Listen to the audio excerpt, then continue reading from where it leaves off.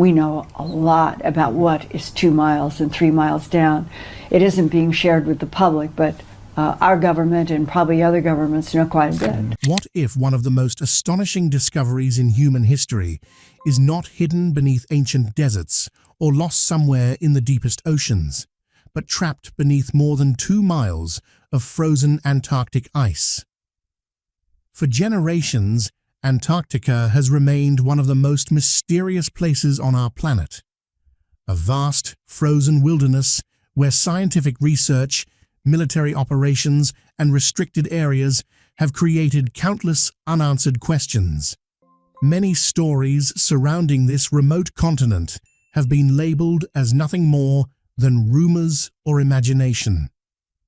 But after more than 4 decades of gathering testimonies, investigative journalist Moulton Howe claims she has uncovered accounts that are impossible to ignore. According to the witnesses she interviewed, including former military personnel, researchers, intelligence officials, and Antarctic workers, they all described something remarkably similar: a gigantic structure buried deep below the ice, a formation with precise angles and unusual geometry, something that appeared designed rather than naturally created. And as investigators allegedly looked deeper into these reports, the stories became even more mysterious.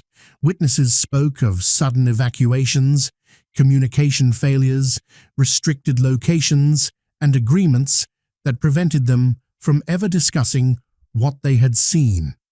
Before we explore what these witnesses claimed was discovered beneath Antarctica, make sure to like this video and subscribe, because the mystery only gets stranger from here. Today, at 81 years old, Linda says the testimonies she collected are too significant to remain forgotten. Whether these claims represent a genuine hidden discovery or simply one of Antarctica's greatest legends, they have become part of one of the most fascinating mysteries ever connected to the frozen continent. The Man on the Ridge. The year was 1982. A Navy flight engineer, whose identity Linda has chosen to keep private, was carrying out what should have been a routine supply mission from McMurdo Station to a remote Antarctic research location. During the flight across the endless ice fields, the aircraft experienced mechanical problems. The crew was forced to make an emergency landing on an exposed ridge far from their destination. The conditions were brutal. Powerful winds shook the aircraft. Temperatures dropped to deadly levels. In Antarctica, exposed skin can freeze within moments, and survival depends on making repairs quickly and leaving before conditions become worse. But while the crew worked on the aircraft, the flight engineer noticed something unusual. He looked across the frozen landscape and saw shapes that did not seem to belong. Far in the distance, rising above the ice, were forms with sharp edges and unnatural symmetry. They were too straight, too precise, and too structured to resemble ordinary ice formations. Curiosity pulled him closer. As he approached, he believed he could see the upper section of an enormous object, partially revealed beneath the ice. It appeared solid, angular, and unlike anything created by nature. Then suddenly, the radio came alive. The message was brief: return to McMurdo immediately. There was no explanation, no debate, no additional information. When the crew finally returned, they were not greeted like ordinary personnel. Intelligence officers were waiting. Each member was separated and questioned individually. Their mission records were classified, and they were instructed not to discuss what had happened. They were allegedly asked to sign additional confidentiality agreements. The message was simple: forget this ever happened. Now it is important to understand who Linda Moulton Howe is. She is not simply someone spreading internet rumors. She is an award-winning investigative journalist, who has spent decades interviewing military officials, scientists, researchers, and government sources. Her career has focused on collecting documents, verifying backgrounds, and investigating unusual events through first-hand accounts. When the former flight engineer eventually contacted her in 1998, he was already in his 70s and believed he did not have much time left to share his story. Linda did not immediately publish his claims. Instead, she spent hours interviewing him. She examined his military history. She confirmed his service background. She checked the details he provided. His story contained specific dates, locations, and information about other members of the crew. According to Linda, the details matched, but she understood that a single testimony was not enough, so she kept the information private. She stored the interview away and continued searching. She had no idea that this would become the beginning of something much larger, because over the next 2 decades, more people would come forward. The pattern begins. One after another, military workers, scientists, contractors, and researchers contacted Linda. They came from different backgrounds. They worked at different Antarctic stations. Some had been involved in operations separated by many years. Most had never met each other, yet their stories contained similar details. A hidden discovery beneath the ice, a massive structure, and questions that seemed to have no clear answers. One geophysicist who had worked with ice-penetrating radar technology reportedly approached Linda with information from underground scans of Antarctica. According to his account, the radar data revealed enormous spaces beneath the ice, not small cracks or ordinary underground chambers, but massive formations with unusual patterns and shapes, structures that appeared far too organized to resemble natural caves. When he presented the findings, he claimed his supervisor reacted with shock. The information, he was told, was something that should never leave the room. The data was reportedly classified within a matter of hours. Soon after, the entire research team was reassigned, and the scientist claimed he never had access to those readings again. Then came another account, this time from a member of a Navy construction battalion.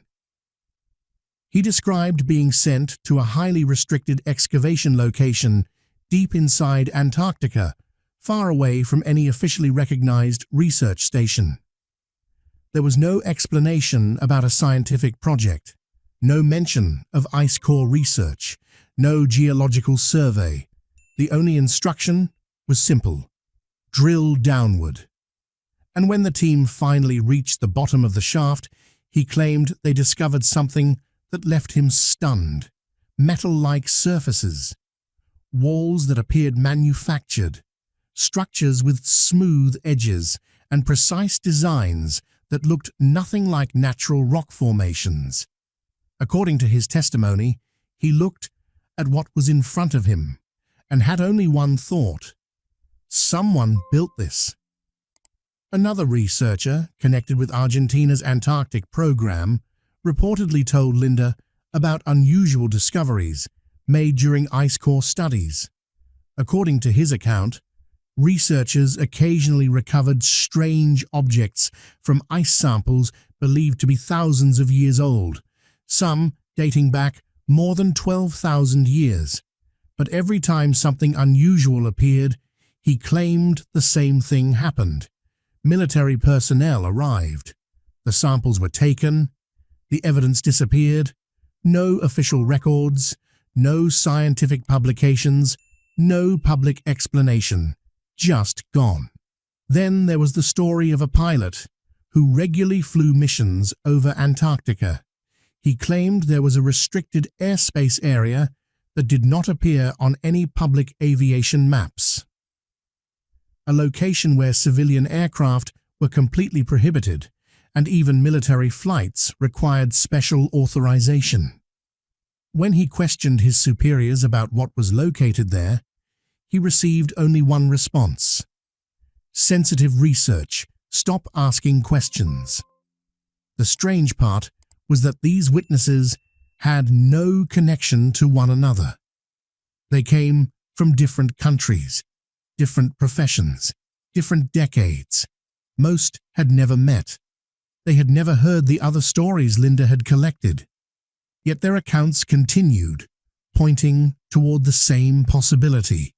Something unusual, something ancient, and something carefully hidden might exist beneath Antarctica's frozen surface. Linda found herself surrounded by years of interviews, documents, and testimonies, and the more she examined them, the more one thing became clear. This was not just a single mysterious story. It was a repeating pattern, a pattern she could not simply dismiss, but it was also something she could not yet prove. Then came the interview that, according to Linda, changed everything. The testimony that connected the mystery. The year was 2016. Linda received a message from a person she would later describe as one of the most credible sources she had ever encountered. He was a retired NORAD officer who had previously held a high-level security clearance. According to Linda, he had participated in an Antarctic operation during the early 2000s, an operation that does not appear in any publicly available records. His identity remains one of the most carefully protected sources in her investigation. But when he began speaking, Linda realized this was different. His testimony did not simply add another piece to the puzzle. It connected everything: years of separate stories, unexplained discoveries, missing data, restricted locations. Suddenly, the individual pieces seemed to form one much larger picture. According to his account, based on classified briefings and his own observations, deep beneath the West Antarctic ice sheet, approximately 2 miles below the surface, were multiple structures that appeared to have an artificial origin.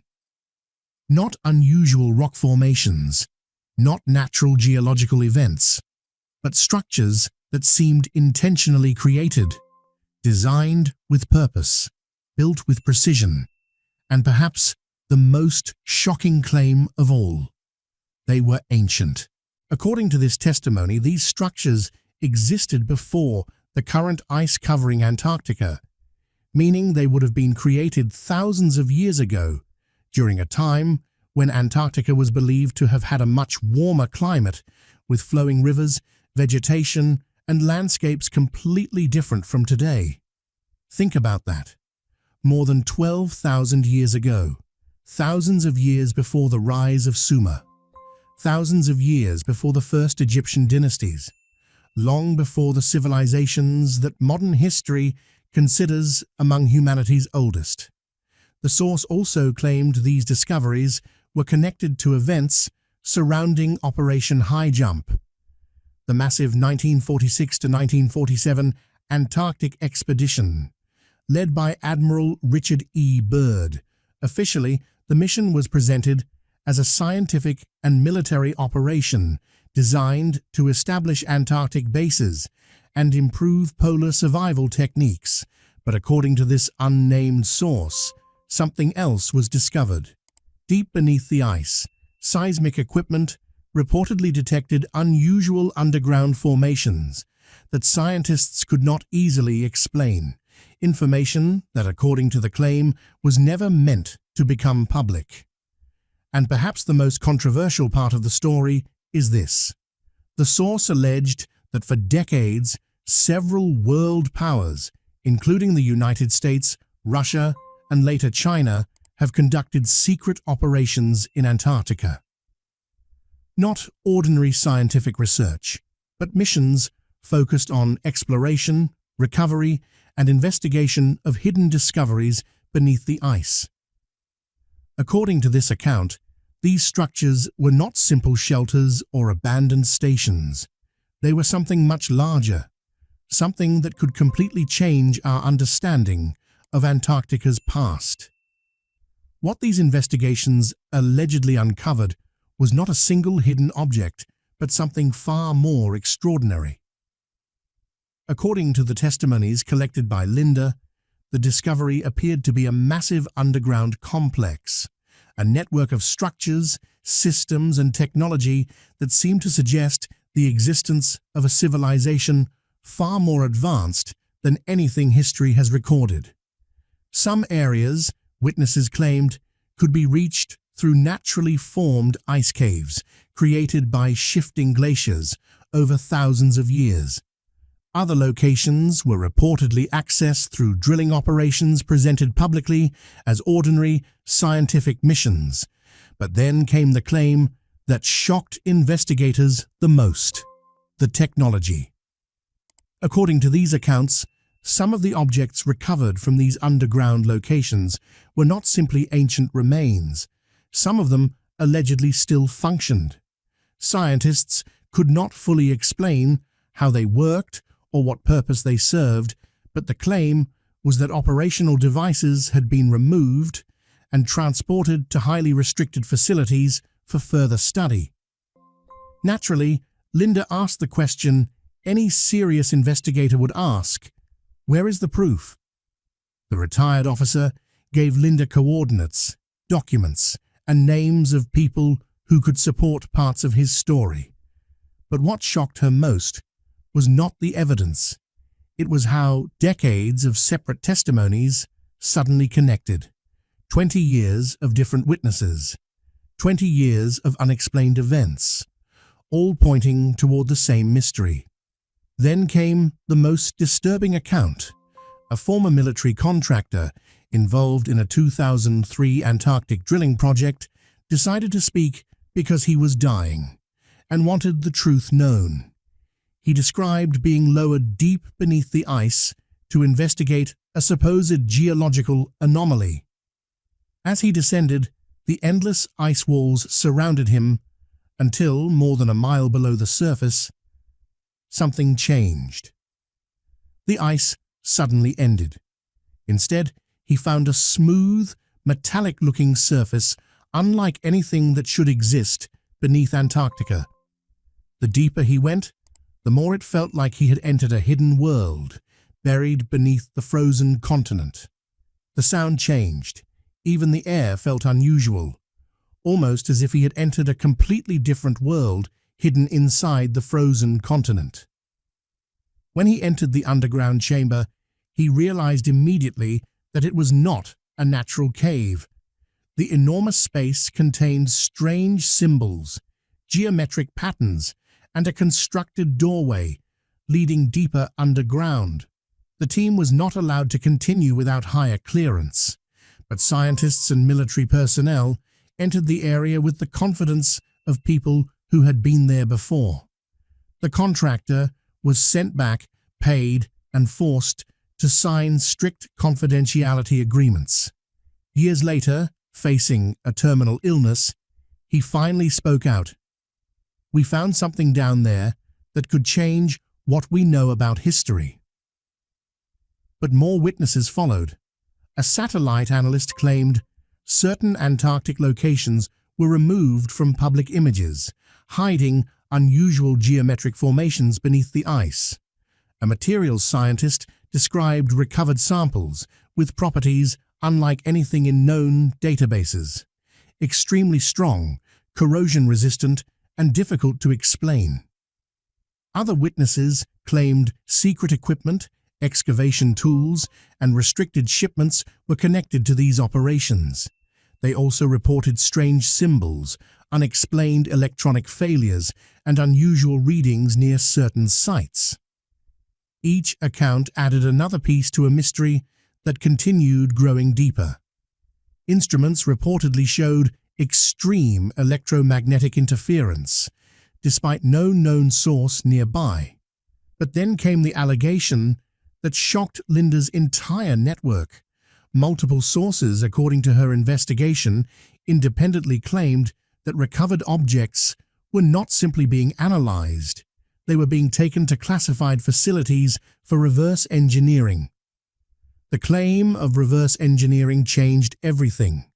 If true, it would mean this was no longer just a collection of strange stories, but a mystery with massive implications.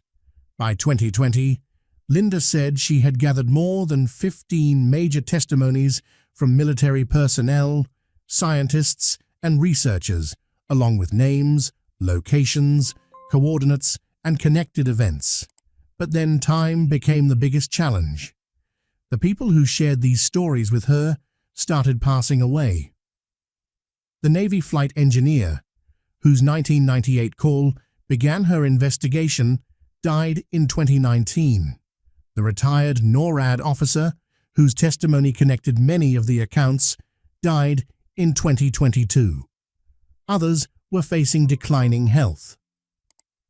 Linda realized she might be the last person preserving decades of these stories, so she began compiling her entire investigation: interviews, locations, documents, and witness accounts. In 2024, she released portions of her findings through Earth files, including reported coordinates, witness testimonies, and information related to Antarctic operations. Her message was clear. If these claims are true, modern technology can eventually uncover the evidence. But what happened next caught attention. The response, or more accurately, the silence. According to Linda, no government issued a confirmation, detailed explanation, or public debate about the allegations. Only silence, no denial, no official response, no lawsuits, no public statement, nothing. Just silence. And according to Linda, that silence speaks louder than any words could. Think about it. A veteran investigative journalist claims that multiple governments have hidden information about possible ancient structures and unusual discoveries beneath Antarctic ice for decades. Yet, she says, no government has publicly stepped forward to directly challenge the claims. No detailed explanation. No official investigation. Only silence. Independent researchers began examining the information themselves. Satellite analysts studied the locations mentioned, while scientists attempted to access historical radar data connected to those regions. Many requests, they claimed, were restricted due to security classifications. One former Antarctic worker also came forward, claiming that anyone who has spent years on the continent understands there are places where questions are discouraged, areas with limited access, and operations that remain separate from public scientific programs. But the real fascination behind this mystery is not only what might be hidden beneath Antarctica, it is what such a discovery could mean. If even a small part of these claims were proven true, it could challenge our understanding of human history. It could suggest that advanced knowledge may have existed in the distant past, disappeared through some unknown event, and is only now being uncovered. Linda Moulton Howe says many witnesses waited decades before speaking because they feared losing careers, breaking agreements, or being dismissed.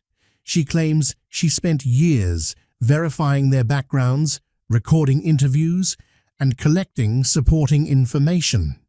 Today, she continues preserving these testimonies so future researchers can examine them. Her message is simple. Don't blindly believe. Don't blindly reject. Look at the evidence and decide for yourself. Whether these stories reveal a hidden truth, a misunderstanding, or an unsolved mystery, Antarctica remains one of the most fascinating places on Earth, because the biggest question still remains. If something extraordinary is hidden beneath the ice, what else might we still not know?